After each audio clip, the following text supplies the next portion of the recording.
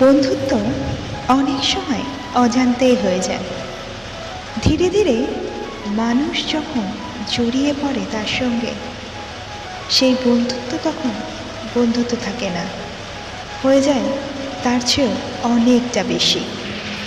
তারা একে অন্যের সঙ্গে এমনভাবে জড়িয়ে পড়ে, হৃদয়ের কাছের মানুষ হয়ে ওঠে, যার কথা ভাবলে মন শান্ত হয়, আর যার অনুভূতিতে হৃদয়ের মনে হয় সমস্ত সুখ যেন সেই সময় ছেড়ে দিয়েছে। এমন কোনো বন্ধু আছে নাকি? তাকে ভিডিওটা পাঠাতে ভুলো না। ভালো থেকো বন্ধুরা, ভালো রেখো।